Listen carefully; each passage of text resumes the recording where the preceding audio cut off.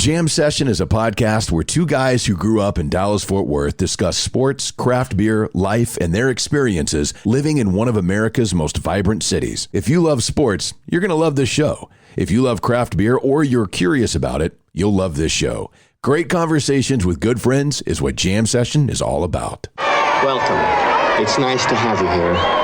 I hope you enjoy it. I think you will. You're listening to the Jam Session Podcast. I was told that I could listen to the radio at a reasonable volume. With Cowboys insider... What's your name? Jean-Jacques Taylor. That's my name. Radio personality and craft beer expert, Matt McLaren. He's a very strange young man. He's an idiot. Comes from upbringing. And now, the Jam Session Podcast. It is indeed Jam Session. Subscribe, rate, and review, and hang out with us for a while. Right here on the Jam Session Podcast. Sponsored, of course, by Greening Law, a personal injury law firm in Dallas, Texas. Greening Law fights the legal battle so you have time for healing and renewal. The moment we've all been waiting for has arrived. Ladies and gentlemen, the radio, TV, and now podcast star, the sexy Jean-Jacques Taylor. What up, dog? I would be the non-sexy one. It's Matt McLaren, and this is Jam Session, the podcast, version 70, asking simply that you prepare to be dazzled. If not entertained. As, of course, you will be, perhaps. We'd like to extend a message to you from the attorneys at Greening Law.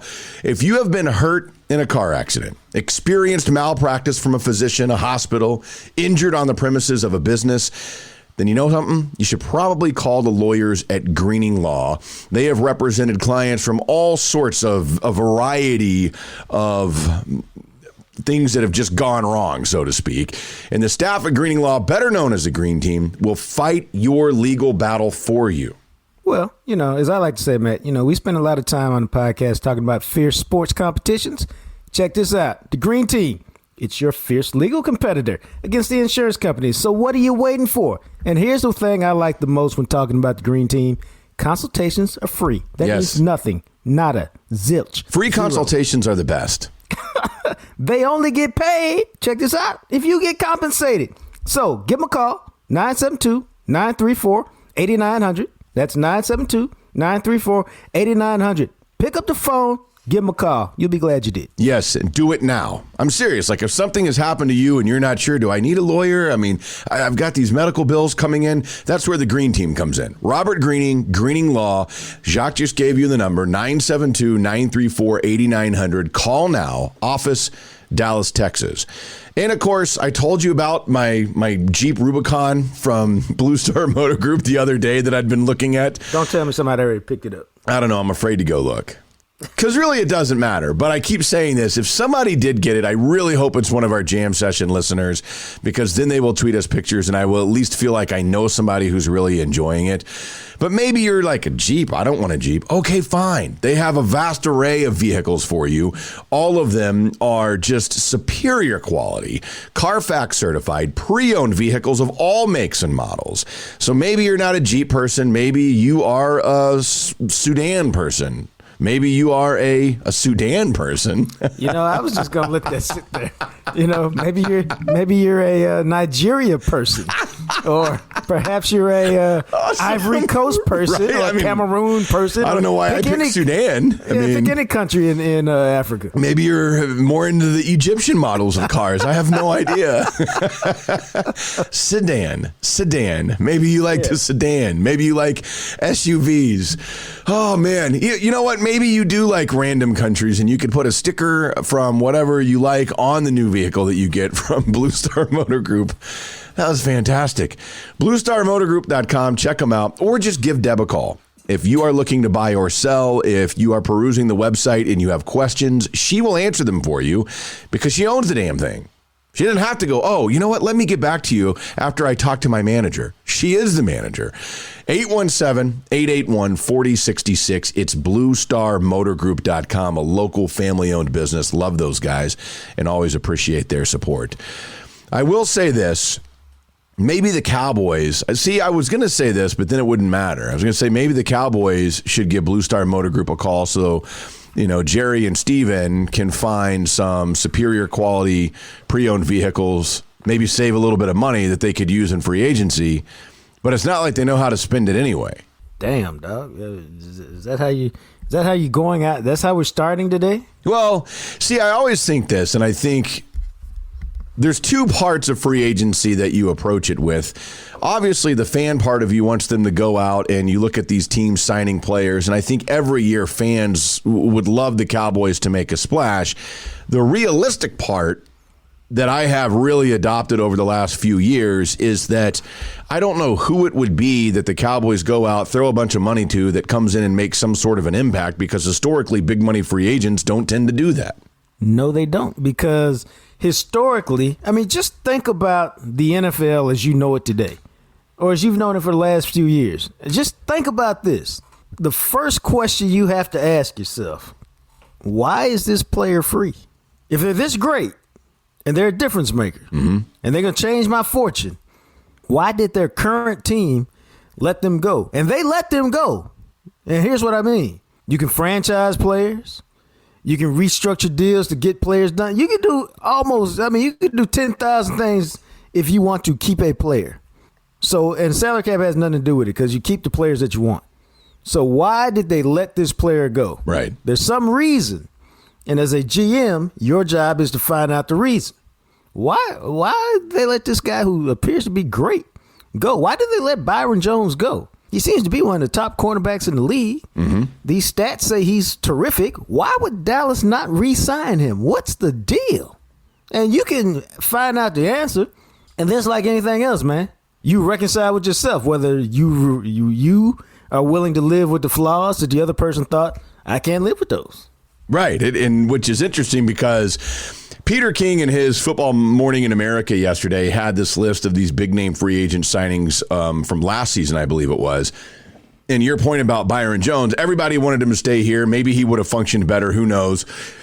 Cowboys secondary was so bad, maybe he was a diamond surrounded by poo-poo, as Emmett might say. But he pointed this out. Byron Jones goes to Miami, signs that $82.5 million deal, and per Pro Football Focus last year, he allowed a passer rating of 117, which was second worst amongst corners who played 500 snaps or more. Now, I don't think he's that bad. Maybe he just had a down year or something like that. But point being, he certainly did not make the immediate impact that Miami thought he was going to make.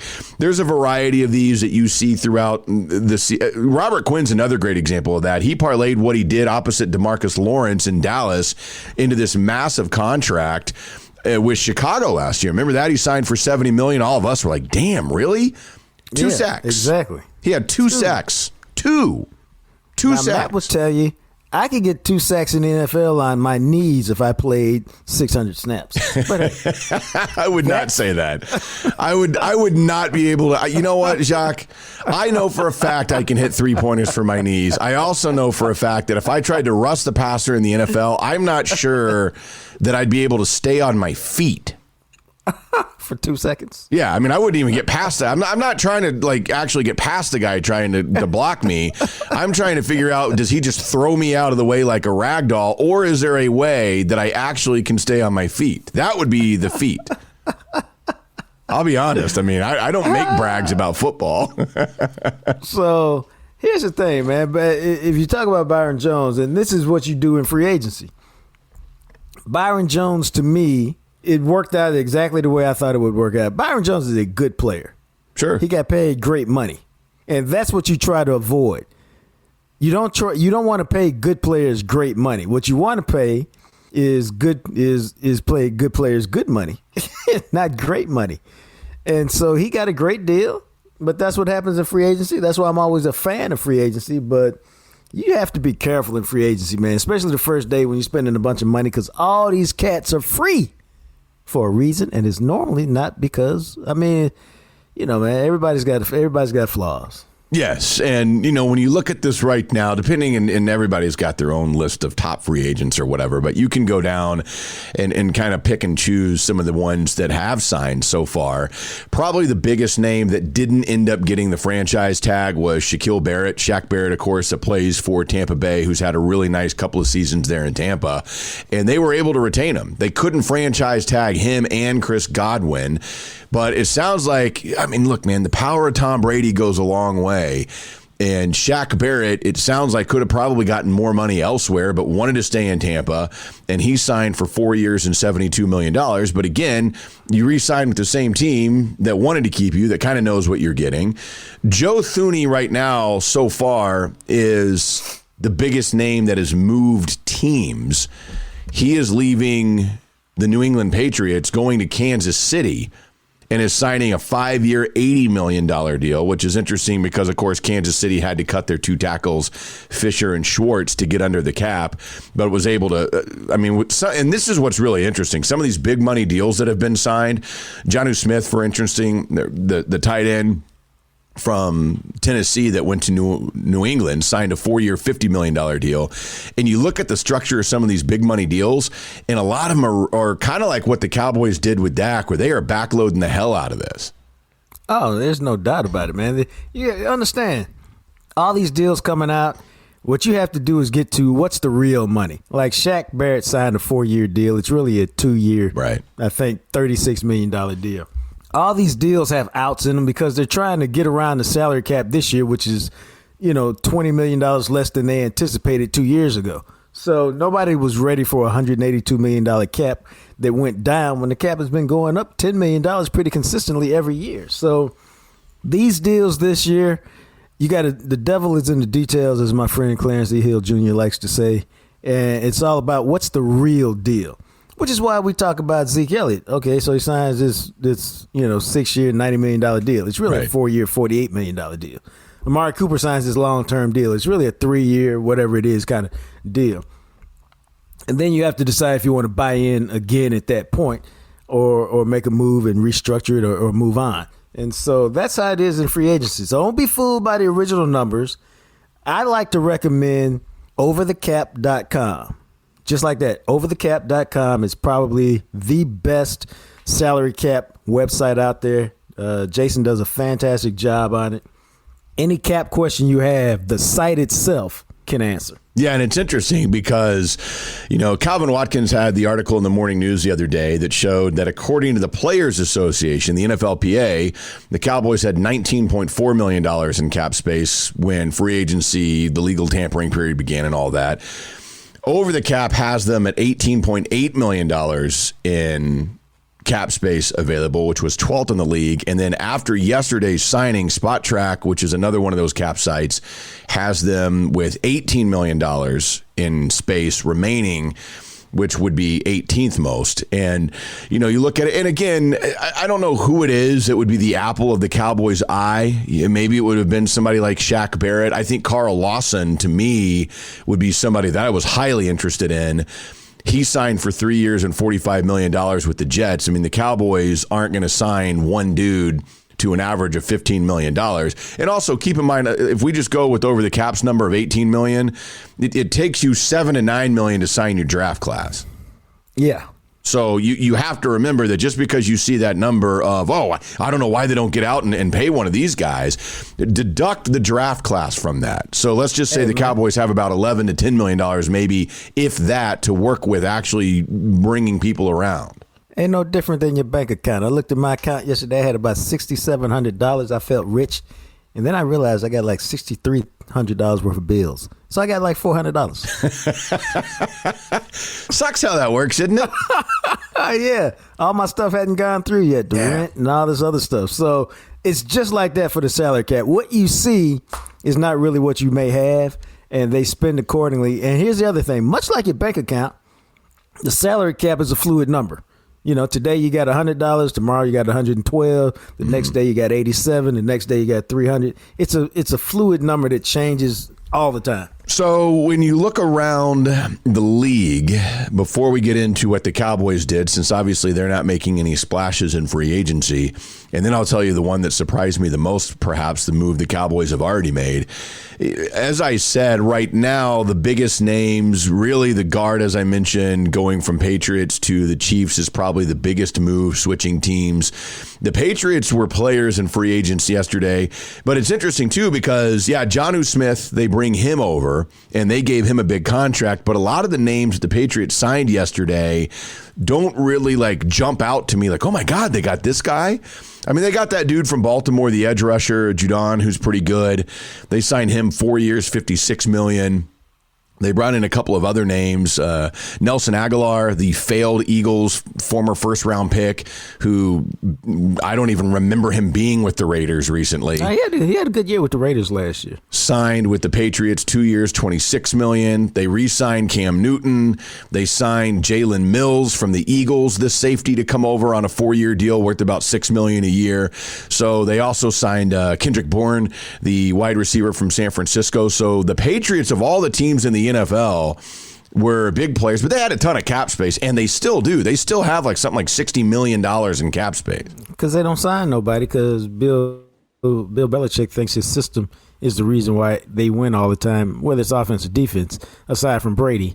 And so now they're actually having to spend some money, and it will be interesting to see, even when you sign a guy like Nelson Aguilar, okay, you're on your third team in 3 years. So, it's 2 years, it's $26 million, but third team, 3 years, I can only expect so much. I would imagine, yes. Nelson Aguilar doesn't really, if I was a Patriots fan, I wouldn't be like, oh my God, we got Nelson Aguilar in free agency. Nothing like that at all. Kendrick Bourne. But let me tell you what they're doing, and this is probably pretty clear. What's the one thing we've said about the Patriots ad nauseum? They didn't give Tom Brady no weapons. Mm-hmm. Julian Edelman, a 38-year-old slow possession guy, cannot be your best offensive player. And so they're trying to get Cam Newton. Can we at least give you some guys so we can see if you can play? That's what Kendrick, Bourne is about. That's what Aguilar is about. That's what the tight end is about. It's about trying to give them some weapons so at least when he drops back, somebody's available to throw the ball to. Yeah, and so they were they were. I mean, they were hands down the biggest player in big signings and free agency in day one. I don't even think it was close with anybody. I mean, obviously 7 people. Yeah, I was going to say, other teams made some moves and signed some guys, but nowhere near the volume or the level of contract that the Patriots were putting out as far as a collective group. I mean, as I mentioned, the Jets made a couple of moves. But anytime I see the Jets sign somebody, I go, oh, man, their career is going to suck and it'll be looked at as a bust now. They signed C.J. Mosley a couple of years ago. Now, he opted out after didn't play last year. But with the money they've given that dude in the first 2 seasons, he's been a nothingness. I like Carl Lawson as an edge rusher. He's only 25 years old, but going to the Jets, you wonder what that'll do. And then Corey Davis left the Titans to go and give another receiving option to the Jets. But again, and that's what's weird about that franchise. If Lawson had signed maybe anywhere else and Corey Davis, but you know what? Those are kind of decent signings, but going to the Jets, you just kind of wait for their careers to be over. Well, you got Robert Saleh there, the new coach, and so you figure he got the edge rusher, so he knows what to do with him. And then Corey Davis is interesting. 4 years in the league, never had a 1,000-yard season, never scored more than 5 touchdowns. Had a really good year last year, but I think he averaged 15 yards a catch, 900-something yards receiving. But still, I don't know. That seemed like a lot of money for me for a guy who hadn't really done a whole lot just yet. Yeah, but hey, when you've got the money to spend, and again, as we've said before, we've told you this a million times, there's always those signings where you're kind of like, huh? And that's because teams like the Jets, the Patriots, the Jaguars have a bunch of cap room. You got to spend it eventually on somebody. Now, another one of the signings that happened, and this one is a wild one because of the number that was thrown out, but then you look at it, and it's a really interesting concept. What the Saints did with Taysom Hill, and then also went and re-signed Jameis Winston, and are going to allow them to fight for the starting position there in New Orleans as the true Drew Brees successor. You see that headline, Saints give Taysom Hill a 4-year, $140 million contract. And you're like, wait, what? And then they go out and re-sign Jameis Winston, and his contract is basically in the $14 million a year range. But the thing about the Taysom Hill deal is that all of 4 years of his extension are voidable. Well, yeah, they do that for salary cap purposes. Right, exactly. To create more room under the cap for them, lower his cap figure. The interesting thing I wanted to see, because I wanted to see what Jameis's deal was, for one reason only. What's that, Matt? Follow the money. It tells you everything about the NFL. Taysom Hill, scheduled to make $12 million next year. Jameis Winston, scheduled to make, what, $14 million, $14 million? Right. Okay, they're basically making the same money. So the best quarterback will play. Yeah.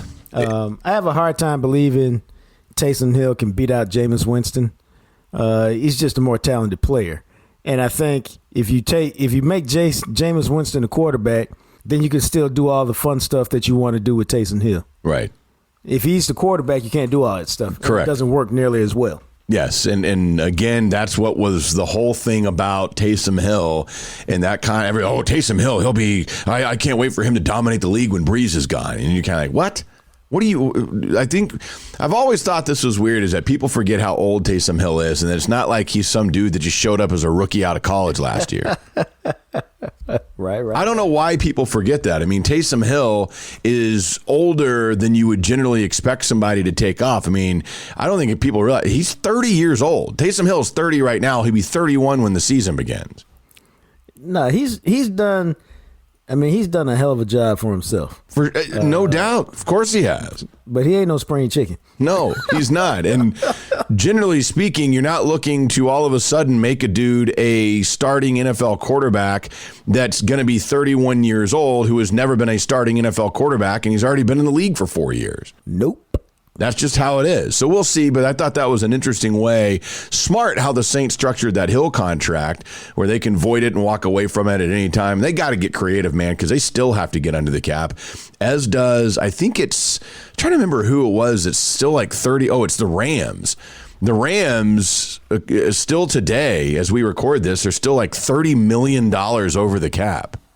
Well, they got to restructure a couple deals to get up under, but still. Again, Matt just told you got to have $10 million or so to sign your draft class, right? And although they don't have first round picks, so maybe they need a little bit less. But just to operate and do business, you got to have some money, and so those moves are coming. It's just a matter of who they're going to do it to. Now, when you look at the Cowboys, and again, I know it's every year. Every year people get disappointed, and the Cowboy fan base doesn't understand why it happens the way that it happens. It's just kind of what it is, man. And this is how the Cowboys operate. Sometimes they're able to pull some diamonds out of the rough, sometimes not, like last year, obviously. On the whole, the draft class was a colossal bust. But I will say that's one thing when you look back at the Cowboys free agent signings, and they haven't really spent big money on anybody since Brandon Carr. Right. But when you look at some of the deals or bargains that they try to get, they miss a lot more than they hit, it feels like. Which is why when they sign guys, whoever it is, my excitement level, I was excited about Everson Griffin last year. I was excited about Robert Quinn the year before. Quinn worked out. Griffin, obviously, not so much. But they can be real hit and miss. That being said, I will tell you the biggest surprise to me so far for the Dallas Cowboys in free agency is that LP Ladouceur is gone. How about that? I was legit because Archer reported that yesterday, and I saw that, and I was like, what? Because I had just assumed he was coming back. He'd been here forever. He was 2 games away from breaking Jason Witten's all-time games record for Dallas Cowboys history, and they're just walking away from the guy. Dude, do you think they're going to let LP Ladouceur break Jason Witten's record? Well, I thought the same thing. Really. It can be broken by like a real player. Like Dak or somebody. We're not letting LP Ladouceur hold the record for all-time games played by a Dallas Cowboy when it belongs to Jason Witten. On the flip side, there's 2 points about this. Number one is LP was like making $1.5 million to $2 million or something like that, which for him is the equivalent of like $25 million. And you can find a long snapper. You should be able to for $600,000. You know what I'm saying? Right. So he was, he basically lasted long enough to finally price himself out. But don't shed any tears for him because he lives in Aledo, west of Dallas, and he's become this big real estate developer. So he has won the lottery in life. Excellent. And he will do fine. And he's a great dude. But let me tell y'all something. I think he lasted so long because I have covered the Cowboys long enough to remember the year they went through 3 deep snappers because they couldn't find anybody to consistently do that job. Mm-hmm. And at one point, the deep snapper snapped the ball over the holder's head. Kicker Tim Cedar had to scurry back, pick it up, tried to run, got tackled, and tore his knee up. You lost your kicker because your deep snapper couldn't get a snap back. Right. And they found LP after that, and I think they're just like, this dude is so good, we're not messing with anything. Yeah, it just worked. And so LP is out, and it sounds like Bones had something to do with this too, because Jake McQuaid is the long snapper coming in to replace LP Ladouceur, who had spent a lot of time with him with the Rams organization. You know what I thought you were going to say?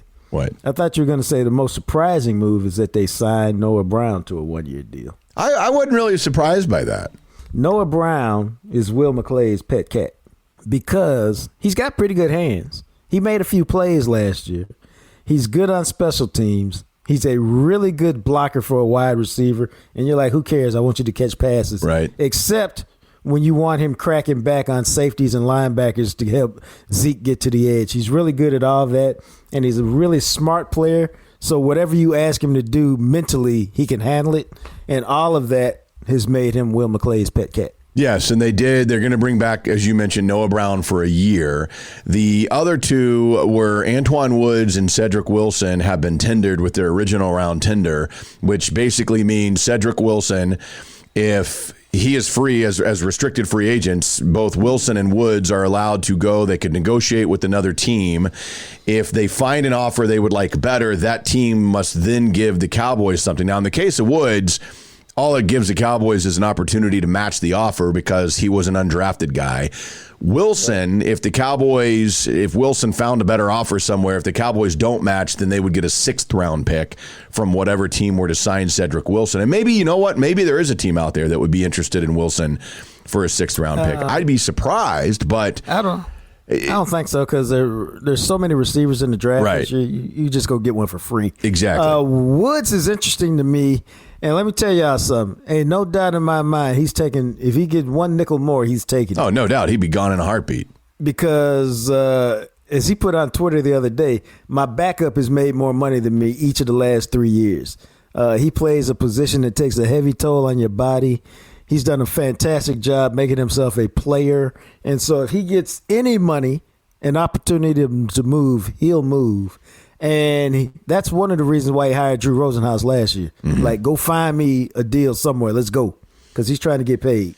So he may very well be gone because, again, the tendered offer that the Cowboys, and it's both Wilson and Woods is the same as $2.13 million. So for Antoine Woods, who's been a starter in the middle of the defensive line and has shown that he can at least hold his own, I wouldn't be surprised if somebody in free agency is willing to give him more than that. But and maybe the Cowboys match. I don't know. Yeah, he's an interesting guy because I don't know if he's good enough to be like your regular starter on a regular basis. Right. But he's damn good enough to be a key player and backup and all this other stuff. And if somebody else was starting and got hurt and you needed him to start for a month, you good to go. Yeah, and you could get, I mean, even if he's a rotational dude for $3 million a year even, or $2.5 million a year, I wouldn't be surprised if somebody out there offers more. The problem is, as it being a part of your team, you can't be paying your role play. You can only pay your role players so much money. Sure. And that is why we did see some leave already, other than LP Ladouceur. Joe Thomas, the linebacker, is gone, and this shows you kind of what the Cowboys and where the NFL saw him after the season he had last year. 1 year, $2 million with the Houston Texans. And Cam Irving, who was and Cam Irving is one of those guys, remember when he was signed as a swing tackle a couple of years ago, everybody's like, oh yeah, Cam Irving, that'll be a great signing as a swing tackle. Just a guy. Yeah, and he's gone. He is signing with Carolina a 2-year, $10 million deal, so $5 million a year per for him. But other than that, no movement on the Cowboys' other free agents. Sounds like there are reports surfacing in a couple of interesting fronts. One, that the Chicago Bears have interest in Andy Dalton. And you got to think if Dalton thought he had a legit opportunity to go and start, that he would bolt, obviously, for Chicago. And the other one is the reported interest, and this coming from a few people that I saw, that the Cowboys have in a free agent, and that is former Falcons safety Damontae Kazee, who had 10 interceptions in 4 seasons. He's coming off an injury. Now, 7 of those were in 2018, but obviously anytime you see a Falcon, especially defensively, because of the Dan Quinn connection, that might be something that the Cowboys are able to do. No, I think that's absolutely somebody that they're interested in for the very reasons that you pointed out. Now, I think most people are like, wait, what about Keanu Neal? And Keanu Neal, obviously the bigger name, probably. I would imagine he will command a little bit more than what the Cowboys may be comfortable operating with. But you never know. Richard Sherman is another name you see tossed out there because of obviously the Seattle connection. But Sherman, 33 years old, I think, at this point. Would you be able to get him at a super affordable deal? Would that be of interest for him to come in as kind of like that Earl Thomas mentor piece later in his career? Interesting. Very, very interesting. Seems like to me like he'd want to play for a team that's more of a contender than the Cowboys. You would think so. I don't really view the Cowboys as a real contender. To me, they're a fringe contender. There are other teams that are real contenders, and I'd rather go to a real contender. If I've made a bunch of money, I'm at this point in my career. Right, because he's not one of those guys that needs to have an amazing season to turn it into another contract. I mean, it almost feels like that's part of the reason why he went to San Francisco, because he thought that was a team that was on the cusp of something, and of course, didn't quite happen last year. Well, yeah. Yeah, so we'll see what the Cowboys decide to do, but again, they're not going to make a splash in free agency. They'll obviously sign some. Maybe they'll bring back some of their own. I mean, guys like Cheeto and Jordan Lewis are still hanging around. I think that those are the level of guys that I anticipate will be disappointed in the offers that they received this year. Well, I think you're right, because I don't think any of them did anything last year to, for me, for them, those guys, it's about just finding a job. You know what I'm saying? Like, let me go get this job. There's not a lot of jobs on the street where I can make $1 million a year. And so I'll take this job and hope I have a good year, and then next year cash it in, to a 2 or 3 year deal with a little bit of a signing bonus. Yeah, pretty much. So we'll keep you updated, of course, here on the podcast, and we'll be talking with ESPN Cowboys insider Todd Archer here in just a bit as well on this episode, get his thoughts and the latest from what the Cowboys brass may be thinking. But as we move forth, of course, one thing you can always enjoy, if Cowboys free agency has you stressed out, don't worry, you can relax with the Jam Session 6-pack or whatever beer, a variety of beers. Beer Geek Shop in downtown Rockwall, they'll get you taken care of. Jason and Deidre, local, family-owned. Everything in the store, every single beer in the store is available in singles at Beer Geek Shop, which is fantastic. That Jam Session 6-pack, as I mentioned, 6 beers for $16.99. So you can get on, whether it's Pilsners that you like, Vienna-style lagers, something lighter. You like hoppy, bitter things like me, IPAs, double IPAs, or you like the heavier coffee stouts full of flavor like Jacques likes. I mean, they've got everything in that place. It's a fantastic, locally owned establishment. So get on out. It's in downtown Rockwall, just east of Dallas-Fort Worth, and support Beer Geek Shop. Also, of course, Freeway Tire Shop. JR and his crew there at Freeway Tire Shop. It's really conveniently located, man. If you are in the Dallas area, it's not that far north of downtown Dallas, right off of 35, and that dude will get you taken care of. Now, it's about 10 minutes, man. And here's the thing I like about JR. We've seen several tweets and talked to several customers already, and it doesn't matter who you are. You show up, you get rock star service, baby. You really do. JR, it's amazing. Everybody says that. And if he finds out you're a Jam Session fan and a Cowboys fan, well, dude, he may just hug you for a long time. So there you have it. He will get you taken care of, whether it's tires or an inspection, oil changes, whatever you may need. Freeway Tire Shop is our choice. Make it yours as well. He's a big supporter of us, man. JR is a good dude right there just north of downtown Dallas. You can get a quote, request a quote, schedule an appointment online at freewaytireshop.com. Now, we also need to make this announcement. We have told you that coming up on Saturday, March 20th, will be our live show. Jacques and I will be at Legal Draft Brewing in Arlington at 2 o'clock. We will do a 2-hour live podcast. We will do a live Q&A with you guys that show up, hang out, watch what we do live. Would love to meet some of you. And I now have the announcement for you. Okay, let's hear it. Legal Draft Brewing will be offering Jam Session listeners a special that is only available if you reference that you listen to the Jam Session podcast. And this is a really, really good deal. They will do 3 9-ounce pours for $10. So you can try 3 beers without having to drink the entire thing for $10, which is an absolute steal of a deal. And again, make sure if you show up and you walk in, we'll probably be in the side room. You should be able to see us and find us easily. But let them know that you're there for the Jam Session podcast and pick 3 beers you want. I mean, that's 3 9-ounce beers. That's 27 ounces for $10. That is a damn good deal. I was going to say, you aren't really going to get a better deal than that, bro. You're not. That's fantastic. It really is, and I'm glad they're able to do that for us. So hang out with us Saturday. We'll have some T-shirts for sale, and we'll be hanging out for a couple of hours from 2 to 4 p.m. Jam Session live at Legal Draft right there in the downtown Arlington area. I'm really excited because I really enjoyed their beers the last time that we were there, and they have a new beer, a blueberry wheat that I've never had that I have heard is really good, and I'm stoked to try that one. So I guarantee I'll be drinking the blueberry wheat if you see me on Saturday. Like, I wonder what Matt's drinking. It'll be the blueberry wheat. Unless you get there a little bit later on, then it'll be something else. Depending. I got you. Because I'm definitely going to take advantage of the $10 3 9-ounce pours. I can tell you that. I might do it twice. Yeah, I'm not surprised. I might drink 54 ounces of beer. So as we continue, we move forth here, and it is time to take a trip around the block, which finds a couple of interesting things. Speaking of breweries and beer, North Texas has a couple of new breweries that have just opened that are really technically considered brew pubs.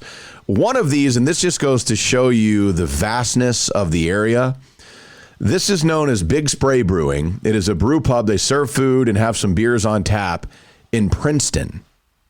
Really? Yes. Princeton, way north. I mean, for those... Damn near Oklahoma. You know what? It pretty much is, man. And some of you are like, wait, Princeton? What do you... There's a town called Princeton? I thought that was a university. Princeton is in far northeast Collin County. I mean, it used to be like a little dot on the map. I think now there's like 8,000 people that live there. So it's still really, really small, but not as small as it used to be. And it is one of those cities that is way up there. I mean, honestly, it kind of feels like it's in the middle of nowhere, like right there north of 380. Dude, I'd have to take a helicopter out there. Yeah, which is way out there. And it's not... See, this is the thing about it is, I mean, like if you live in McKinney, you're not too far away, or Fairview or whatever, but it's... For those of you that know where Farmersville is, which is basically as far east as Rockwall, but way further north. I've been there once. Princeton is pretty much smack dab in between McKinney and Farmersville. Whew, that's a long way out. It is, man. It's north of Lavon and that whole area, you know. I mean, north, like on the real north part of Lavon Lake, for those that are familiar with all that. But Big Spray Brewing is, as I mentioned, just opened, and it's interesting because there's another one, and this is where this gets confusing, because that means I've never been to that one, and I also have never been to Ben and Skins Brewery, Rollertown, because Rollertown is in Salina, which is further north, really, than Princeton is. Damn, is Salina that far north? Dude, Salina's north of Prosper, and Prosper's on 380. Oh, okay, yeah. I mean, literally, like, for comparison's sake, people I think are familiar with where McKinney is. If you keep going up 75, obviously you hit Melissa and then Anna. Well, Salina, of course, is on what technically is 289, which is also like 289 here in this area is Preston Road. But if you keep going north on Preston, it eventually just becomes known as 289. Salina is as far north on 289 as Melissa is on 75. Damn, is it? So is it the next city after Prosper? Yeah. Okay, because I know where Prosper is because from Dion used to live out there. Right, yeah, and everybody would go up that way and pass his house, and you'd be like, oh, my God. Yeah, so that's how far north Rollertown Beer Works is, which is part of the reason why I've never been up there, because from where I live, I would guess that that's well over an hour. From where I live, that's a helicopter ride. I bet it is, man. Because I'd like to try their stuff, and at some point we will make a day of it and figure out how to get over there. Yeah, it's 55 minutes from my house right now to get up to Rollertown. Matter of fact, I'm just going to ride with you that day. I'm not driving. Yeah, man. And so hitting that, and then see, that's the problem is like, okay, well, if we're going to go that far north, we might as well hit Big Spray. But then really from Big Spray to Rollertown is probably 30 minutes. I mean, but hell, you've already driven 3 hours. Exactly. You're so far north, you might as well try to figure it out. Tups is obviously up in there. Tups isn't super far away from where Big Spray would be, and I love that place. But we might as well hit that one too. Tups is awesome, we ain't going up there on no regular basis. So while we're up there, we need to just go. We just need to leave early enough to go, and maybe we do it sometime at the end of April. You know, funny, Tups may be my favorite brewery that I never go to because it's so far away from me that it's just not convenient. But I really enjoy their beers, but their tap room is just badass, man. It is it's when you walk into it, because it's this old cotton mill thing that they built it out of, and I know they're building their new expansion and all that, but man, that place, it's what a Texas brewery should look like to me. It's really spacious. Okay. It just feels like Texas when you walk into it. All right. I feel you. I mean, it's a solid 45, 50 minutes from where I live, and I'm not really going to go and drink a bunch of beer that far away from me. No, well, that's what I say. You have to plan for it, and I got to go out of town 3 weekends in a row, which is a beatdown. Damn. But JJT Media Group, baby. We take work when we can get it. That's how you do. That's what it takes, man. After the 10th, I'm here for a minute. So that's why I said end of April might be a good spot. All right. So the other one that has just opened, and this is not nearly as far north. Now for you, I mean, this is a hike because it's up there by the Star. But this is a brewery called Windmills, which is in the Grandscape area of the Colony. And for those that haven't been up to Grandscape yet, I mean, this thing is... It's like what the future shopping centers are going to become. It's up there where Nebraska Furniture Mart is. I was going to ask you if that's where it was. Yeah, and Shields. And I don't know if you've been to Shields, which is the largest sporting goods store in the country. That place, you walk into that, your mind is blown at the amount of sporting goods and memorabilia and whatnot that they have. See, you're gonna laugh when I tell you this because I don't be making this stuff up. JJT Media Group had a meeting up there about 2 months ago, which is the only reason why it's familiar to me, because I went by there and I was like, what the hell is this? And I spent like an hour and a half in there. Dude, it is. There's a Ferris wheel in the inside. Dude, it's crazy. I couldn't believe it. Yeah, because we've been up there a couple of times. You know, there's a truck yard up there in the Colony, and there's a sour house called Beard Science that is brewing their own sours up there. I didn't think they were that good, but hopefully, I mean, that was a couple of months ago when I was there, and maybe they'll improve. But that is in the area where this brewery, and this is what's interesting about this thing. The original brewery, Windmills, is from Bangladesh, India. What? And they have opened another one here in the United States, and it's in the Colony. Now, they're not brewing like anything. I mean, obviously they have India Pale Ales, IPAs, but they have like a Pilsner, they have a lager, Vienna-style lager. They have 14 of their own taps, and they really kind of are just, it sounds like they're not doing anything super creative and crazy, more so just your traditional style. Here's a Pilsner, here's an IPA, here's a double IPA, here's a porter, here's a stout, that type of thing.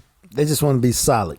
Yeah, and it's a brew pub, so much like I've heard it's comparable to Steam Theory, which is in the West Dallas area, although Steam Theory does have some good beers and they do some creative things. But that type of a big focus on the food, on a really nice setup in the restaurant side of it, where you're kind of like not going there necessarily because you're a beer drinker. Okay, I get it. But a couple of places that I've never been, so now I'll have to make my way up to Windmills and to Big Spray Brewing in Princeton. So add those to the list. That and Rollertown, those will be 3 that I haven't been to yet. So got to knock those out at some point. I gave some gas money. That's very kind of you. Also, and this is not necessarily local, but Academy Award nominations were announced on Monday. And leading the way with 10 nominations is the Netflix movie Mank. Which is Mank? Yes, I've never even heard of it. Yeah, Mank is on Netflix and it stars Gary Oldman and Amanda Seyfried, and it's filmed in black and white. It's a David Fincher movie, and they got nominated, as I just mentioned, for 10 nominations, including Best Picture, Best Actress, Best Actor, Best Director. So they got a bunch of nominations. They say this is the most diverse nominated ever for the Academy Awards. You had 2 women nominated for Best Director, which is the first time ever that 2 women in the same year have been nominated. 8 films were nominated for Best Picture, and it's Mank, Promising Young Woman, which looks badass. I'm really curious to see that. Nomadland, Judas and the Black Messiah, The Sound of Metal, Minari, The Father, and The Trial of the Chicago 7. Now, the only one out of that I have seen is The Trial of the Chicago 7, which I thought was one of the best movies I've seen in the last few years. All right. Judas and whatever it is. That was a good flick. Good flick. And Lakeith Stanfield is getting a lot of attention, too. He is indeed. And so you look at the nominations of the acting nominees, which would be the both supporting and actor and actress categories.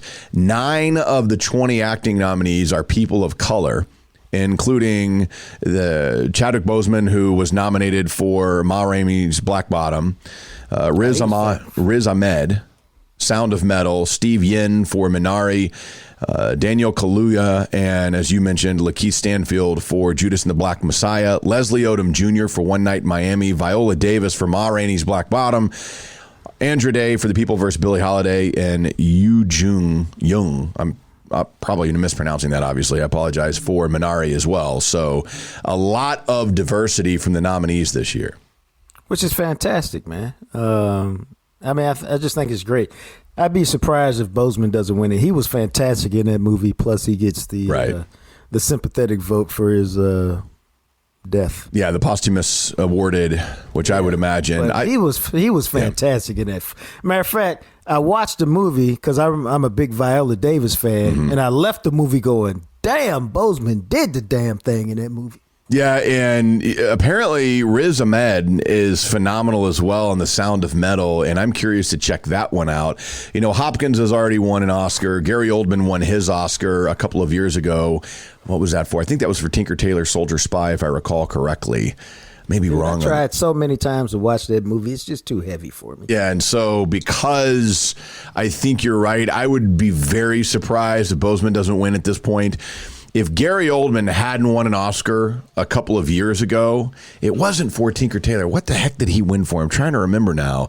But if he hadn't won that a couple of years ago, then I think that he would probably win, because he's one of those actors that, you know, quite honestly, probably should have gotten one at one point in his career and finally got it.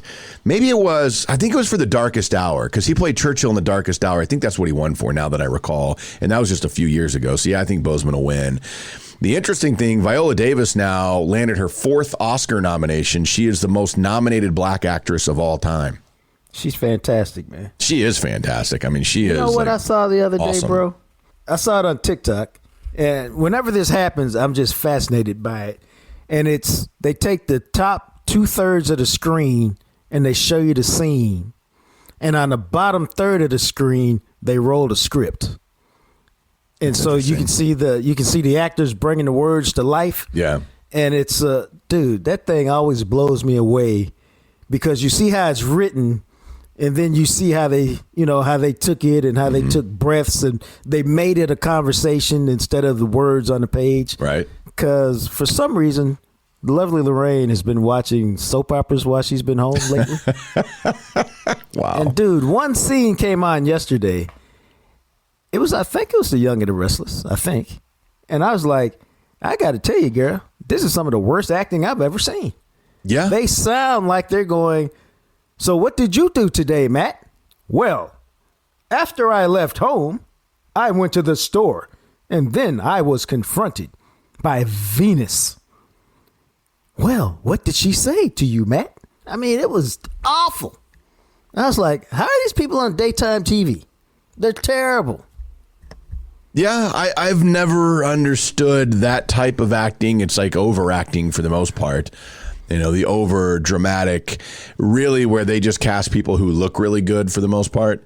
Yeah. Now, obviously, some of them are very talented, and you can get lost up in their scenes. But right. These people here were not who I'm talking about. Yeah, there's no doubt. I mean, I don't know how in the world people watch soap operas, but they have been on TV for years and years and years and are extraordinarily popular. So if that's your thing, well, good for you. At one time, that was my thing, and then Netflix came along. Yeah. So, I mean, but you compare that and you go look at the depth of character that you'll see in some of these performances that were nominated, and it'll be very just night and day difference. Nomadland is a really interesting film that I may have to check out because Frances McDormand is the only person who's actually an actor that's in it. And she's obviously won a couple of Academy Awards and is a phenomenal actress. She is playing a character. Everybody else in Nomadland is playing themselves. Okay, how does that work? So this is what's interesting in the last few years. We've seen a lot more of an eye turned to almost like groundbreaking, like interesting, creative, never before done type things. So Nomadland is a movie directed by Chloe Zhao, an Asian female who was nominated for Best Director.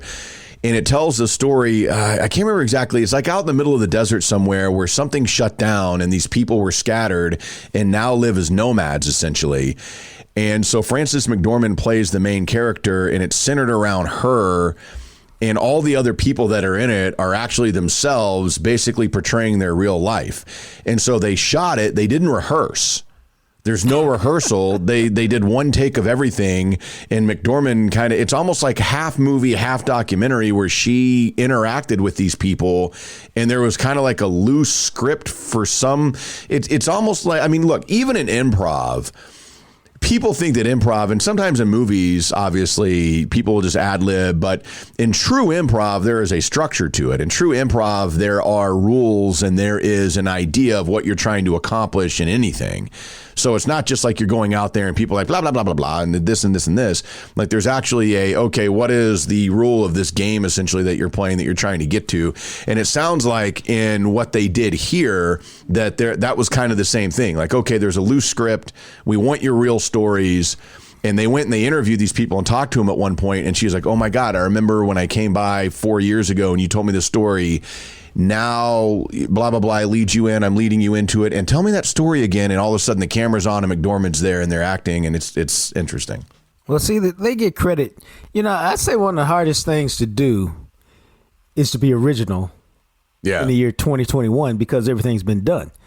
And, I was talking to my class at SMU about this recently because I go, the reason why we spend so much time on interviewing is if you ever get a job in the business and you cover somebody who's high profile, your job is to figure out how to write about something that nobody's heard about them when they've been interviewed and they've had 1,000 stories done on them. Right. And the only way you can do that is do research, but then dig deeper for the one story that they never got around to telling for whatever reason. Peter King got a good example of that in his Monday Morning Quarterback this week, where he talks about this Dak story with Wade Wilson, his quarterback's coach who died a couple years ago. Right. And that's what I'm talking about. Like, everybody's written a million stories about Dak. That's the first time that one's been out. That's why Peter King's Peter King. Right. Yeah, and that's kind of what this is, where you see some of these, and it'll be interesting. I mean, I've always been, for whatever reason, I've always enjoyed the Oscars. I know some people hate it, and that's fine, and I don't care. Don't watch it then. Who cares? But it's... Well, I've always, like, I'll tweet about it and stuff, and somebody tweeted me, I'm watching the stars. This is stupid. I'm like, okay, cool. So don't watch. Like, I don't care if you like it or not. Don't watch it. I've always been into acting. I have an acting background, obviously. There's a large time in my life where that's what I was pursuing and wanted to do. And I really appreciate one thing that I think is interesting. If you go back and you look at the Academy Awards, they've always tried to award art to some degree. But in the last few years, it's gotten a lot more almost like Sundance type feel to it, where like more art is being awarded and more creativity and people that are doing challenging things versus the status quo, where in years past, I think you could look at it and be like, okay, well, this will get nominated for an Oscar because this is what the Oscars like. And they've really done a good job of changing that up in the last couple of years. No, that's fantastic. It goes in line with what we're talking about with diversity. Right. You know, you're just getting more people involved. You're being more inclusive, and it makes for a better overall deal, because when one group is being, unique, and they're doing different kinds of things, all it does is push other people to try unique things and stretch themselves, and it makes the overall art better for everybody. Yeah, and it's been really, really interesting, I think, when you look at that and you see some of the films that have won in recent years that had that, like Birdman, which was basically shot in one take, that was super creative. And then I know Moonlight, a lot of people are like, oh my God, Moonlight was so boring. And I thought, I was like, damn, dude, like that is like art on film, where Mahershala Ali was absolutely brilliant in that movie. And it's so on and so forth, from the film, the foreign language film that became the first one ever to win last year and this year. Like The Trial of Chicago 7 is the type of movie that I think in years past would be a hands down no-brainer winner. And I don't think it's going to win. I think you're going to see something like Nomadland that will win the Oscar for Best Picture, because it's something that really is super creative and original and has a lot of diversity and originality and creativity to it. You know, Mank has a lot going for it as well, but I still feel like Mank almost is like, okay, we nominated you, we think you're great, but we've kind of done this before, so let's find something else. You know what I mean? Right. Not the whole black and white, let's shoot it back. Yeah, okay, it's cool. But yeah, like, like The Artist, which won a few years ago, that was a silent movie that was shot. And I was like, man, like I was like, okay, but you knew it was going to win because nobody's done a silent movie in years. Right. And this is really interesting. Formula, and they excelled at the formula, and now we want our reward. Right, exactly. And if you would like a reward, let me tell you this, go to Kroger, because you'll find your own reward. Now, they're not just going to give it to you. You'll have to pay for it. But your reward will be the wings from Kroger. Mango habanero, buffalo blue cheese. Just tell the guy, what, you should try this. Go to the back, tell the butcher lady. They'd be like, I'm here for my reward. And see what they do. No, that's a movement we should start. I'm here for my reward. Come on, you know what I'm talking about. Give me the wings. Yes, and then when they wrap them up, you celebrate like, yes, here it is, everybody. Everybody in the store is like, what are you doing? Come get your reward. It's wings from Kroger. They're fantastic, and the best thing about them, ain't no breading, just meat, flavor. I do them in the air fryer. Hey, here's a tip. A little bit of baking powder, about a tablespoon. Makes them crispy like they're actually fried. Matt likes them on the grill. Yeah. You could put them on top in an iron cast skillet. One of our friends sent us a picture last week. He put them in the stove and broiled them. However you prepare them, it does not matter, because the result is the same. Fabulous, sensational, succulent wing parts, whether you're a drum guy or a flat guy. Yeah, man, you nailed that one. So do it. Wings from Kroger. Check them out at your North Texas Kroger location. They're at most of the North Texas Krogers. Not all of them, at most of them, but check them out. Also, our Edward Jones financial advisor, Lauren Laddick. She can work with you, get your financial planning correct if you are looking long term, maybe retirement planning, maybe it's something right now, stocks and bonds, 401k, all these types of things that the world of finance involves. Lauren Laddick will work with you to make sure that you are sound. She's a big supporter of Jam Session, and we're supporters of hers. Give her a call. Any question you have, Trust me, I'm the last person in the world that you would want to ask advice from. That's why people like Lauren exist on the planet. Because you're like, man, Matt seems like a moron with finances. Which is fine, because people like Lauren exist, so I can call Lauren and she'll help me, which is how you do it. Well, what I like to do is, and what I like to say is, stop what you're doing, take 10 seconds, call her up, and say, can you do something other than help me diversify my portfolio? That's what I suggest you do, and she'll take it from there. She will, and she'll just start chuckling, and she goes, oh, I see you're a Jam Session podcast listener. Yes. And you're like, how did you know? And you'd be like, look, I know Matt says to diversify your portfolio. Let me open this world to you. And she will get you taken care of. Just call her and listen to her voice. You're going to highly enjoy it. Give her a call. 972-563-6364. Lauren Laddig, 972-563-6364. Somebody should do that for real, though. Just call. She'd be like, hello, this is Lauren. Be like, yes, I'd like to do something other than diversify my portfolio.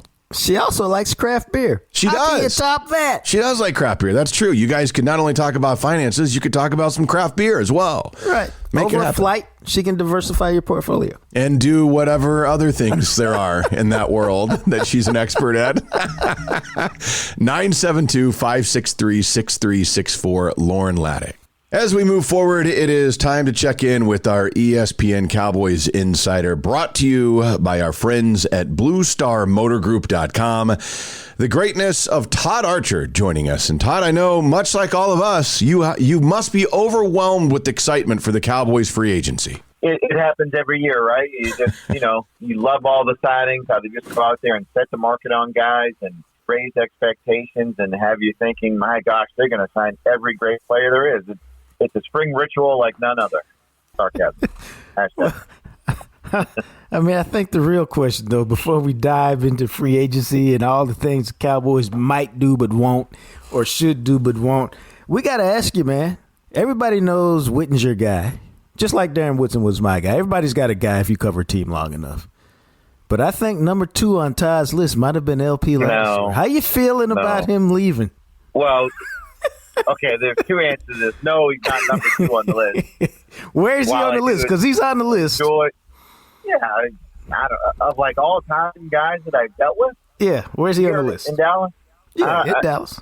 I don't even know if he's 10, 11. Wow. Okay. I thought he was a little higher than that. Okay. But no, I enjoyed my conversations with LP. We talked some NHL because of his love of the Canadians and my hatred of the Canadians, and we talked golf. I enjoyed LP, and look, you don't want to get upset about what are they doing at the long snapper spot, but what are they doing at the long snapper spot? Like this is what I don't understand. It's the guys. I realize he's going into year 17. He's 40 years old. But did we see a guy that said, oh, man, he lost. He can't do it anymore. And you're not saving any money by going and get Jake McQuaid. It's the same, basically, against the cap. So it just doesn't – I don't understand that one other than to say John Falso wants to be with the John Falso guy. And McQuaid played for him and for the Rams, and that's what it is. And they're well within their right to do it. But guess what? As soon as McQuaid has one bad snap, if he has a bad snap, what are we all going to say? Good, LP Lauder for 16 years, and he didn't have one bad snap his entire life. Why'd you go out and get this guy? I think the real reason is they just didn't want LP breaking Witten's record for all-time franchise games. Yeah, I guess so, right? And that, we talk about unbreakable records, right? I don't think in Jock Emmett's record is never going to be touched, in my view, just the way the game's played now. Yeah, his record, it's safe. No one's touching Witten's record either now. Like, who would be the next? Who's the closest guy now on the team? It's got to be who? I mean, seriously, who has played more games as a Cowboy? Dude, on the current roster. Only person who's going to have a chance to get it will be Dak. Yep, there you go. Well, if he wants to play that long, he's retiring after this contract because. That's true. You're right. He's only got 4 more years left. Yeah. You raised an interesting question before we get into the nuts and bolts. I'm curious. Who are your top 5 guys? Who are my top 5 guys that I've dealt with? Like the guys I enjoy talking to the most? Yeah. Witten, Romo, Ware. Now you're starting to like pick between your favorite kids here. There's 3. Come on. Gosh, I got all these names running through my head, and I don't want to say one guy and then leave out another guy. Good idea, because this will be the clip I use. So pick carefully. Yeah. Well, I'll just be going down this for 20 minutes, and we'll be done. Oh, that's funny. Oh God. I mean, he came out with the first 3. Bam, Right. bam. We got Witten, Right. we got Romo, we got Ware. Okay, cool. Yeah. So that We can works. Move on, right? Yeah, we'll take that. We gotta get a foursome with Romo out at Marido. Yeah. Yeah, well, I can do that. Yeah, why don't you work on that? I mean, you can make it happen. I'll just ride in the You cart got the and chirp. connections there, not me. No, we can get you in. Don't worry. All right. So when you do look, Still thinking. I'll come back to the last 2 here as we're plugging along. yeah, just randomly Woody's throw them in out. there. Sorry, I know he's your guy. Woody would be number 4, All right. Wow, look at even that. though he's Jack. only for 2 years. I only covered him for 2 years. He's still among the best. All right. All right, sorry. Well, I'll come up with the 5th one later. Just randomly insert it into free agency talk, and it'll Yeah. confuse people. It'll be great, especially if it happens to be a current guy. But I mean, when you look at what they've done, other than the LP Ladisore thing, I mean, they haven't really done anything. Any surprise bringing back Noah Brown? Maybe a little bit, but I think whenever we see the contract deal, it's going to be like, oh, that didn't cost anything. You know what I mean? So Yeah. I thought Noah might have wanted to go somewhere else just to get a chance and an opportunity to really maybe play, as opposed to here where he's locked in as the 4th or 5th guy. I think what this tells you, they're not drafting a receiver in the first 5 rounds because the Cedric Wilson's back on his restricted free agent tender. So you have your top 5 guys back from last year. You had a couple guys that hung around the practice squad a year ago that theoretically they'll like. So maybe in the draft you think, okay, they're not going after a receiver. Noah's a pretty good player. You can do a lot of good things with him. He can cover kicks. He can do all the stuff on special teams you want. But I just thought he might have wanted an opportunity to go look and play. And I was like, all right, he'll just go to the Giants, and because Jason Garrett's there, and we know Jason really likes him and thinks he can play. But well, he's back on a 1-year deal. And again, I don't think it's at the end of the day, it's not going to cost them, but $800,000 or whatever the minimum signing salary benefit for a veteran is this year, something like that. Well, that actually led me to that led me to the other guy. I'm ignoring that. Cedric Wilson. I actually think he's a pretty good player with a future. What do you think? Yeah, I mean, he had the 100-yard game up in Seattle. He threw a touchdown pass to Dak. Not a bad guy to have as a punt returner in case you don't want to use CeeDee Lamb in that role. Yeah, he's solid, but is he a guy that's ever going to stop you from going out and wanting someone better? I don't know about that. But as a 4th receiver, it's a pretty good option to have. And if he has to fill in for a couple of games or 2, then you're okay with that. Last year was the first time you really saw the potential that he got hurt his first couple of years. And he and Dak really seem to have a nice connection going, and maybe they pick right up where they left off. But again, if this guy's catching 30 passes, something happened to your top 3 guys. Yeah, well, see, I actually And was your taking a receiver step and your running further. back. Seems to me like he's more of a if you're of the mindset that Amari leaves, he can be your slot guy with the other 2 guys in a year or 2. Because we can never focus on the day. It's always about the future. Right, but again, he's a restricted free agent, so he's only here for 1 more year, and then he's unrestricted, right? So there's no guarantee. True that. So but basically, he might be the Noah Brown next year, where he catches 10, 12, 13 passes. They might say, well, let's keep this guy around for another year, and if they move on, the Amari leaves thing should be if the Cowboys move on from Amari, because he ain't leaving. Why would he walk away from?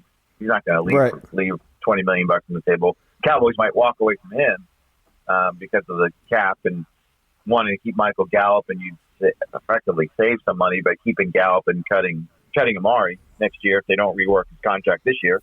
But yeah, I mean, there's something there with Cedric, but I don't know if he's a guy again that you'd stop and say, "We're good. We got Cedric Wilson. We don't need to go get another receiver." Yeah, right. Yeah, it's interesting because, and we talked about this a little bit last week with their own free agents and who would come back. And Jacques and I mentioned this earlier. Cam Irving's gone. Joe Thomas is gone. I would imagine in the next few days we'll see a lot of these other guys perhaps that move on from the Cowboys. But as far as names that weren't already Cowboys that are out there, the one that I keep seeing brought up is Kazee, the safety that was in Atlanta with Dan Quinn that the Cowboys would be interested in. Does that seem to make a lot of sense there? Well, yes, because he's coming off an Achilles tendon and they can get him for nothing. Right. That's why it makes sense. It's funny how we always Dan Quinn coached in it, and this is just I'm using Quinn as the example. Right. Oh, this guy coached in Atlanta. Oh, these guys are free agents. Oh, he must like these guys. What we don't know is he might hate those guys, or they might hate him. Like we just say, oh, they played together, so they gotta like him. Like there's Ricardo Allen might be another guy from Atlanta that people have talked about, and like, well, Quinn liked him, so maybe he's another name to keep an eye on. Well, I think they benched him last year.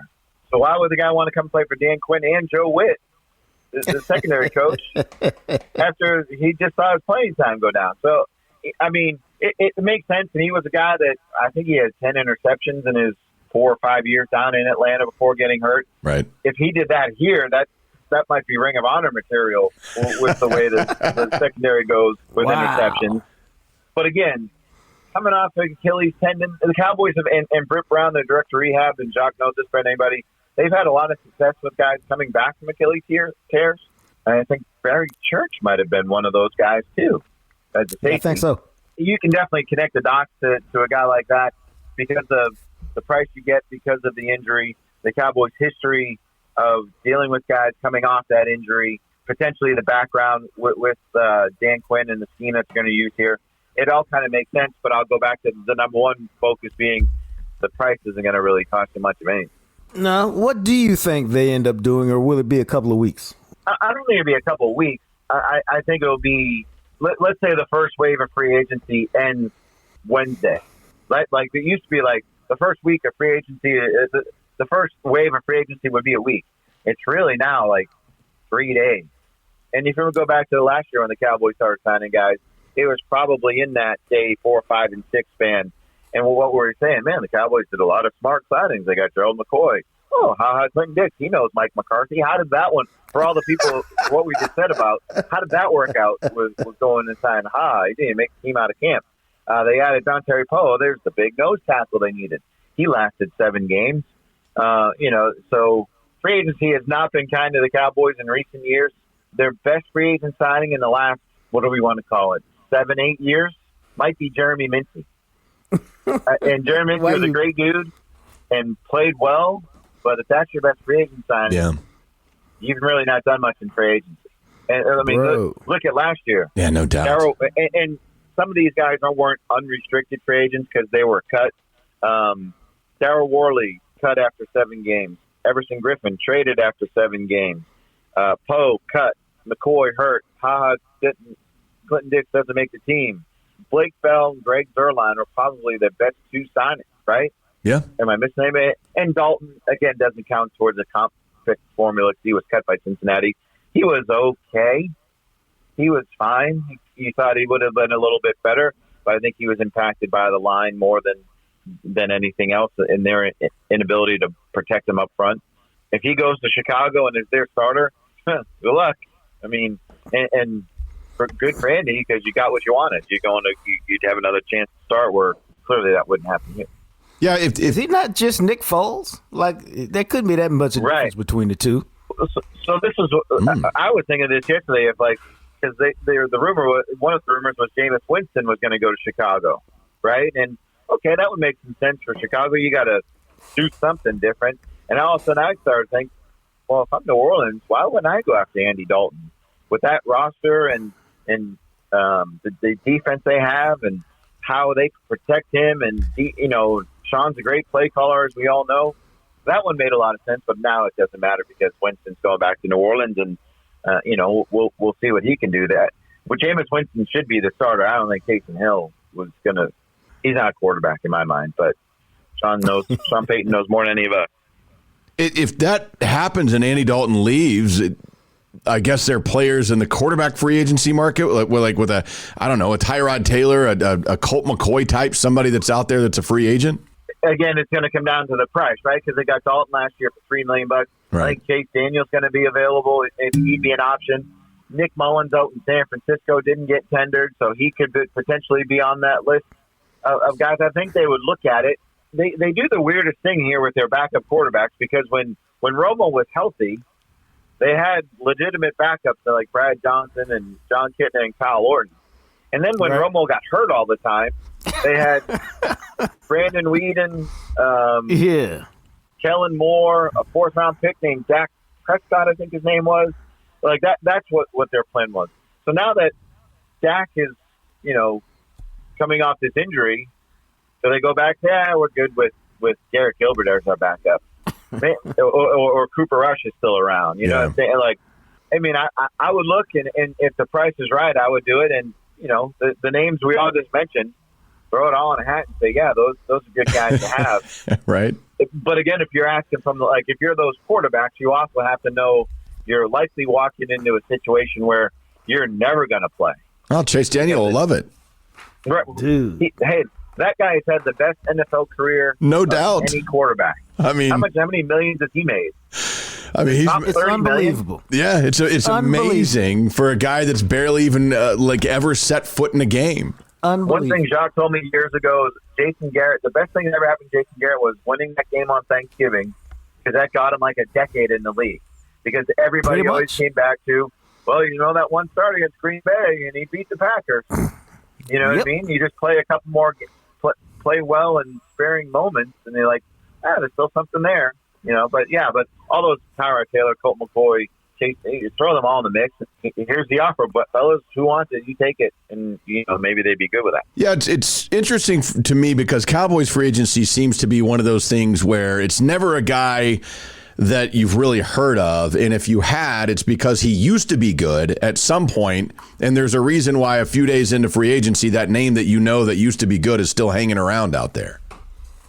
Right. So you're saying the Cowboys might go with Ndamukong Suh? For real, seriously. And then everybody here, fans, oh my God, we got Ndamukong Suh. You're like, oh, okay, cool. I mean, he used to be really good. Well, even last year, it's like, man, Gerald McCoy. Right. This wasn't Gerald McCoy from Tampa. And Gerald McCoy is a great dude, and it would have been good in that locker room, and I'm sure he would have helped. But he still wasn't the same guy that was making all those Pro Bowls in Tampa. And by the way, I don't think Gerald McCoy is coming back to the Cowboys. We all kind of thought the deal was in the drawer, and after last year, and he'll be back. I mean, if you have Gallimore and Tristan Hill, they play the same position as that guy. So and whatever price you have to pay, right? Whatever price, and let's say you're getting McCoy at $2.5 or $3 million, and those other two guys play at $1 million each on their rookie deal this year or thereabouts. Are you really going to get $2.5 million more production out of Gerald McCoy than you would out of those guys?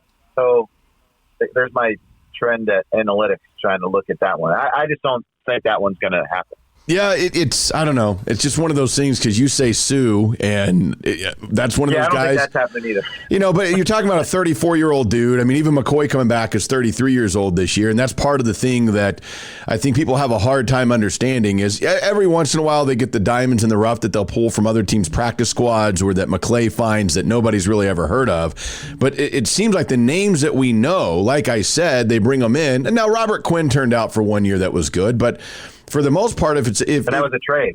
Right. And if it's a name that you're familiar with in free agency, by the time the Cowboys start getting into free agency, there's a reason why these guys are still available 3 to 5 to 7 days into free agency.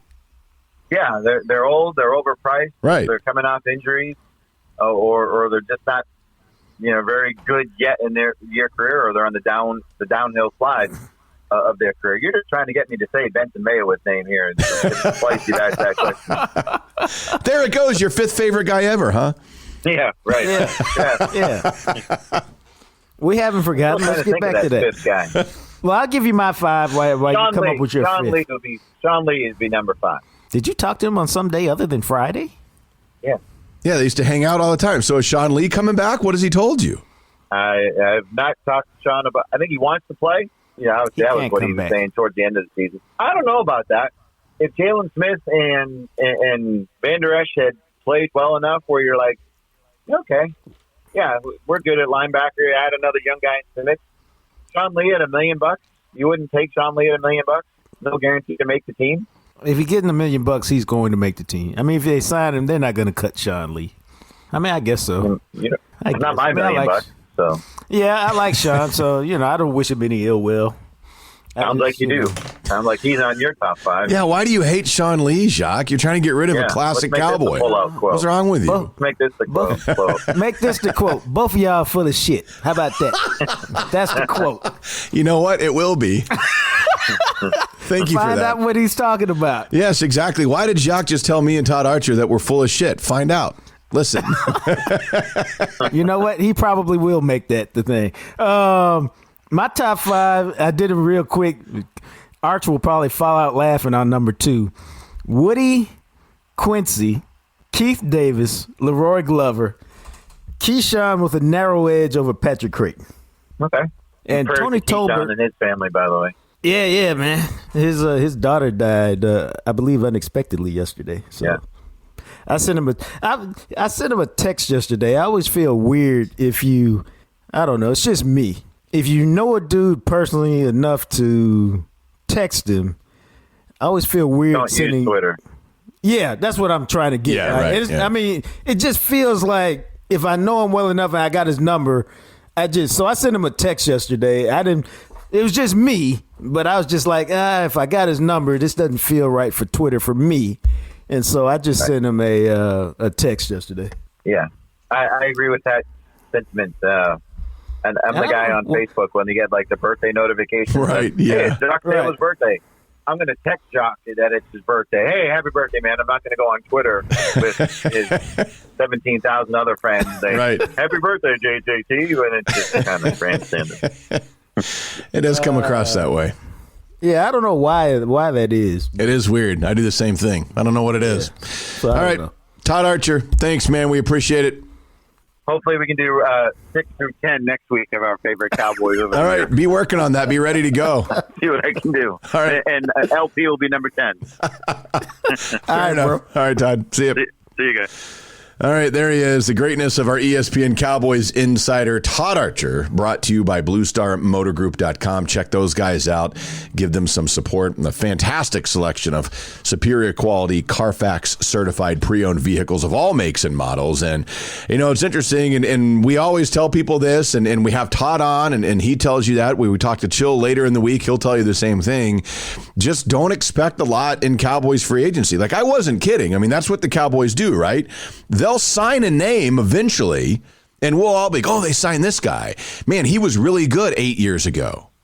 But what do? We go, it's the name that we know because we remember when he was really good, and we just discount that he's now 34 years old and has just kind of been roaming around for a few years. Well, that's one of the things, and I say this all the time. You've heard me say it.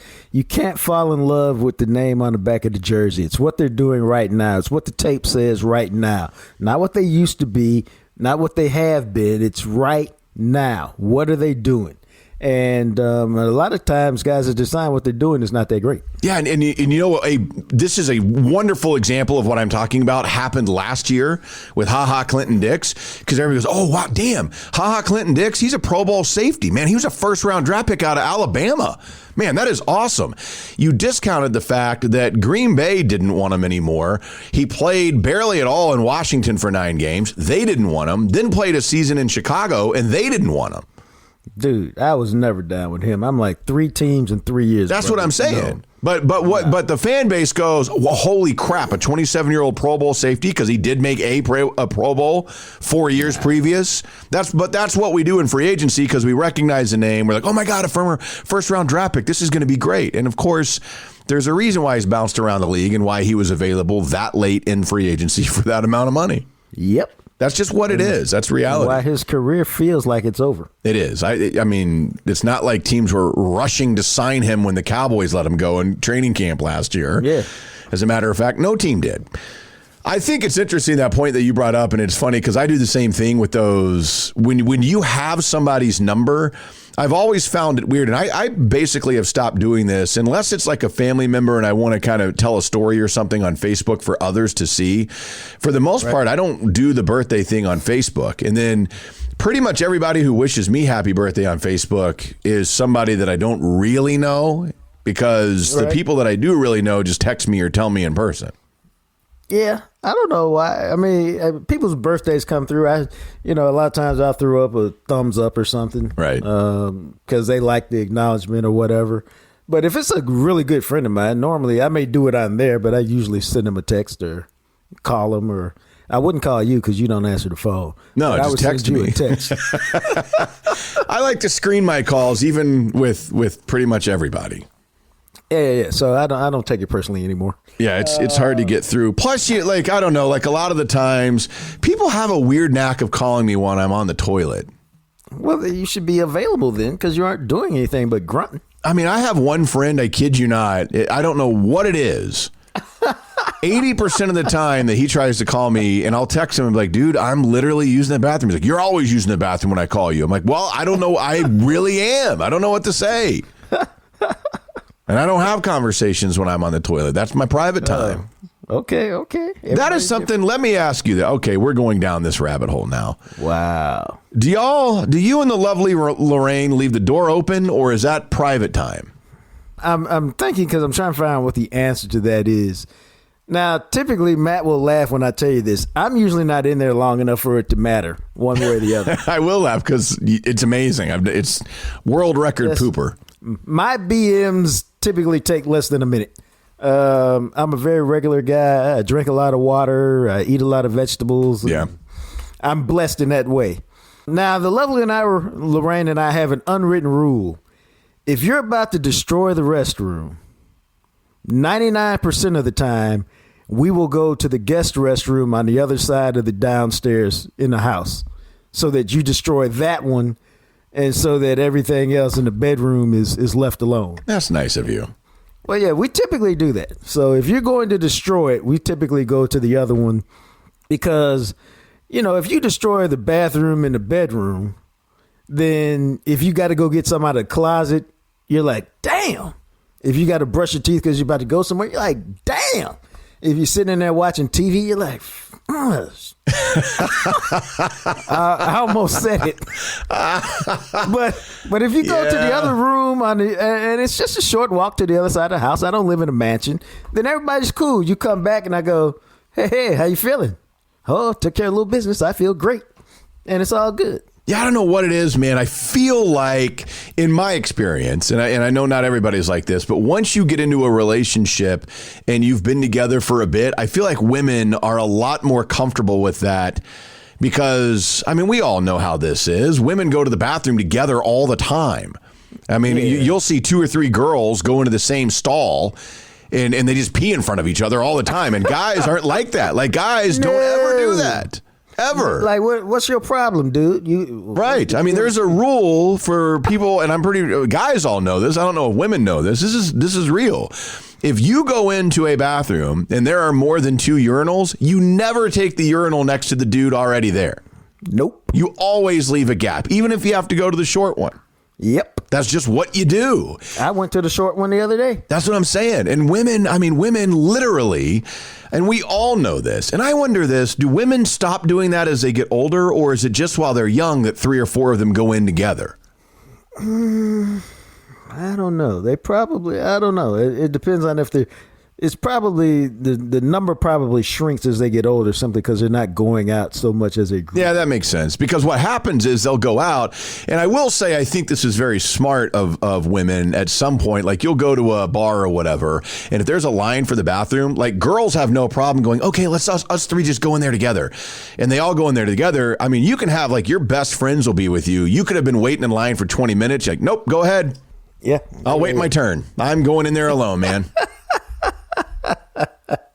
That's just how it is. I don't know what it is, but I feel like there's a comfort that women will have that and I know it's not everybody. I'm not trying to generalize this. It's just in my personal experience that I have been around where they just don't close the door and they're like, what? What's the big deal? And they're like, oh my God, like, I don't know, man. Like, don't ever open the door when I'm in here. This is me time.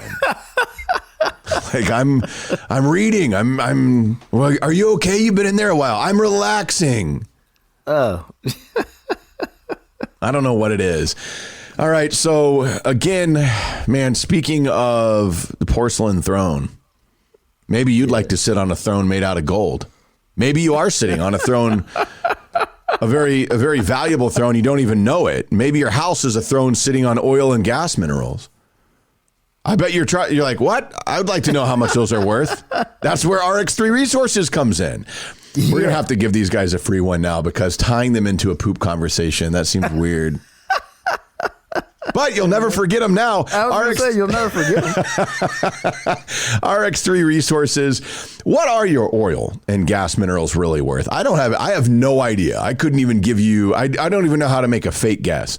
So if you want a fair and true evaluation, give our friends at RX3 Resources a call.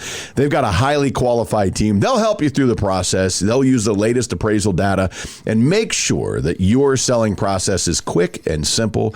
It's RX3 Resources. Give them a call, 214-708-9111, 214-708-9111. RX3 Resources. They'll get you set up and taken care of about your oil and gas minerals. So make sure you do that. Also, of course, our friends at False Idol Brewing in North Richland Hills. Trivia coming up Thursday night. It is 90s trivia this week. I'll be doing it at Odd Muse Brewing on Wednesday, but False Idol Brewing, man, they have most of you will be listening to this on St. Patrick's Day on Wednesday. They are releasing an Irish coffee stout on St. Patrick's Day. Ooh, I bet that's pretty good. It's going to be very nice. They aged some oak chips on some Irish whiskey that they are going to incorporate into that. They are using local coffee that they are infusing into the beer. It's going to be very, very good. They also have a Pilsner coming out on Friday, and both of these are going to be available in cans to take home as well. That was my next question. Baby. I'll have to grab you a couple. Please. I might know a guy. I'll cash app you $1. I think it'll be okay. I think I can help you out. Okay. So False Idol Brewing, they've got some good stuff coming down. Then of course on Thursday night, as I mentioned, it is trivia night. And if you come out, it is bring a team of 6. You have to have 6 or fewer to play on a trivia team. But the cool thing about it is there's a winner every round, and the winning team at False Idol Trivia gets $50 to spend at False Idol. Dude. That's fantastic. That's a nice deal right there. Yeah, it is, man. That's a chunk of change. That'll help your tab. Again, it's 90s trivia this week. So go on out. They're great people. Local, family-owned, obviously, right there off Boulevard 26 in North Richland Hills. It's False Idol Brewing. Boy, that Irish coffee stout sounds fantastic. I know. I'm stoked to try it. I'm very stoked to try it. I will be trying it maybe today. We'll see. I don't know if it's ready yet, but it has to be ready tomorrow, so we'll find out. Although, again, when many of you are listening to this, I say today as the 16th. It will be ready. They're releasing it on the 17th in cans, so just keep that in mind. All right, a few minutes here, and I want to finally get into this conversation, and we've got to make it in like 10 minutes or so. The subscriptions. Because this has been sitting on our show notes list for forever. And I think there's a lot to this, man, because your note here is basically subscriptions have taken over my world. Because Jacques put this in the show notes. I cut a bunch. This is Jacques' note. And still have 10 to 15 subscriptions. Dude, I do. Because everything in the world is now like a subscription. Like let me see. I've got some yearly subscriptions like Amazon Prime, NFL Game Pass, Pro Football Focus, and a couple of other ones. Then, even like I've got a Peloton, that's a subscription. And then, not to mention, I've got Audible, which is for books, and I use it. It's not like I'm wasting it. Yeah, I didn't think about that. I've got Apple Music. Okay. I've got Netflix. I've now had to add Pro Football Reference because, then I picked up the Washington Post the other day. Damn, really? I wasn't interested in picking up the Washington Post subscription, but I find myself clicking on quite a few of their stories. And they ran a special, because normally I don't even think about it because I'm not paying that much for it. Right. But they ran a special that was, you can get it for a year for $29. And I said, okay, I'll do that. That's, what is that? You know, I mean, it's $2 a month. Right. $2.50. I said, okay, I'll do that. But dude, I had a bunch of iPhone subscriptions. They were like, I cut off literally about 8 subscriptions, 8 or 9 of them. And I've still got 10 or 12 of them because everything's a subscription. And here's the problem, man. You go through and you go, well, it's $5 here, it's $4 there, it's $9 here, it's $12. You look up, dog, it might be $200 a month. And I was like, this is too much. So I cut them down. I spent like an hour and a half a couple weeks ago, man, or whenever I put this list together. And I really went through everything I had. Chop, chop, chop, chop, chop. Do I need it? Do I need it? Do I need it? Yep. And I just got rid of them, man, because one of the things I'm doing, and maybe this will be a segment one day, I'm really trying to streamline my finances because I think, and I want y'all to take this the right way, before I kept getting laid off or furloughed or, every other year, right. I had quite a bit of disposable income. Nice. So it didn't really matter to me all that much if I blew money here or wasted it there. Right. Well, I ain't got that right now. And so I'm like, I need my money to count. And so I've been streamlining everything. Do I really need this? Matter of fact, we will talk about this next one. You know what? I sent to Lovely Lorraine a text the other day that said, I have a family challenge for us on starting April 1st. We're going to go 1 month and we're only going to spend money on what we deem, real necessities, whatever it takes to get through life. Right. We're not going to, to Target and buy a bunch of stuff we don't need. Right. Everything has to be normal, everyday, necessary spending. And let's see what it looks like at the end of 1 month. Because I went through the bank statement the other day and it was like, what is this? What is this? What is this? What is this? What is this? What are we doing? What the is this? And that makes sense. You know what I'm saying? And I was like, I bet we waste $300, $400, $500, $600 a month on bullshit. Yeah, a lot of people, man. That's how it is. And then you don't even realize it until you get to the end of the month. You're like, wow.